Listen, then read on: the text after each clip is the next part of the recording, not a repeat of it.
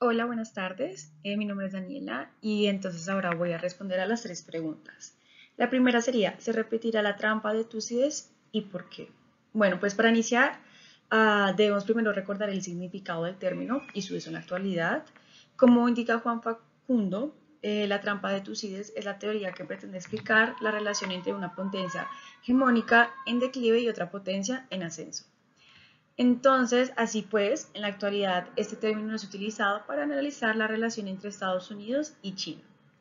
Asimismo, el origen del término se debe a la investigación y escritos de Túcides en la guerra de Peloponeso, en Esparta, y pues la de Atenas.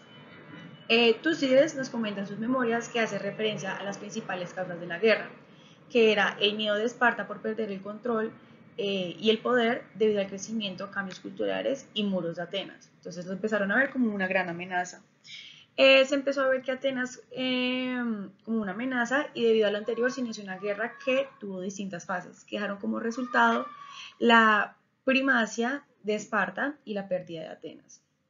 Sin embargo, Esparta no supo gestionar el triunfo y lo que ello conllevaba, dejando así pérdidas para sí misma, para Atenas y para toda Grecia, de esta forma llevando la discusión a la situación actual, específicamente el contexto del conflicto de Estados Unidos contra China. Aunque no hay una respuesta a ciencia cierta, podemos inferir que es posible que se repita la trampa de Túcides por las siguientes razones. Primero, China creció de una forma acelerada en comparación con otros países como Estados Unidos, Reino Unido y Japón. Mientras Estados Unidos tardó 47 años para el crecimiento del PIB, Reino Unido 58 y Japón 35, China tardó tan solo 8 años para el dicho crecimiento. El segundo punto es que China ha venido fortaleciendo sus milicias y ha establecido una forma sociocultural diferente. Y tercero, ha dejado claras ciertas intenciones de control sobre la geografía y ha venido desobedeciendo diferentes acuerdos y sentencias internacionales sobre el dominio de las aguas. Y ya para terminar, China está desplegando estrategias para restablecer el predominio sobre Asia y recuperar e igualar su influencia y respeto con respecto a las otras grandes potencias en los foros internacionales.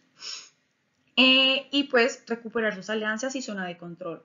Ahora bien, ante esta situación, según el politólogo Grant Allison, Estados Unidos puede desplegar pocas acciones tales como adaptarse al crecimiento de China, fomentar una transformación del régimen chino o un acuerdo de paz. Sin embargo, resulta poco viable estas tres opciones, pues Estados Unidos, como todos sabemos, ha dejado clara su intención de perseverancia por su primacía y posición internacional, así como el control e influencia sobre ciertos territorios. Igual que China, quien como se ha explicado anteriormente, tiene los mismos objetivos. Así podemos inferir que la tensión entre ambos países es latente y resulta problemático establecer acuerdos si ninguno de los dos está dispuesto a ceder o negociar sus situaciones políticas y sociales.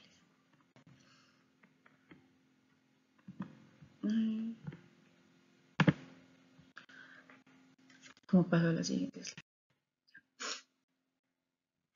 Listo. Entonces, ahora para la segunda pregunta, sería la discusión nuclear, ¿podría funcionar? ¿Por qué? Entonces, la disuasión nuclear hace referencia a las estratégicas o incluso amenazas relacionadas con armas nucleares utilizadas por estados para persuadir a otro estado con el fin de que no despliegue un ataque. Ahora bien, para el contexto actual, la disuasión nuclear podría funcionar únicamente si el Estado defensor, quien despliega la disuasión nuclear, realmente tiene credibilidad coercitiva, es decir, genera una amenaza realmente creíble que afecte al atacante. También es importante que el factor de la reciprocidad, es decir, el vínculo entre el Estado defensor y el Estado atacante respecto a lo que se postula y en los tiempos que se hace. Y por último, la proporcionalidad, es decir, el daño que se puede ocasionar mutuamente.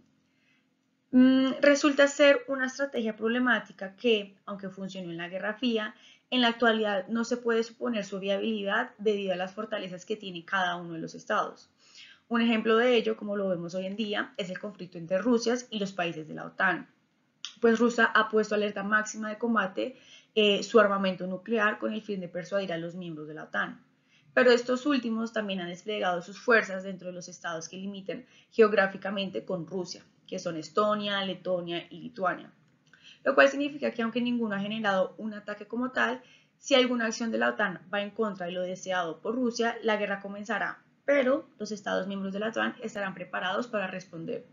Es una situación incierta que depende de las próximas decisiones, pero hasta el momento la teoría de la destrucción nuclear ha funcionado.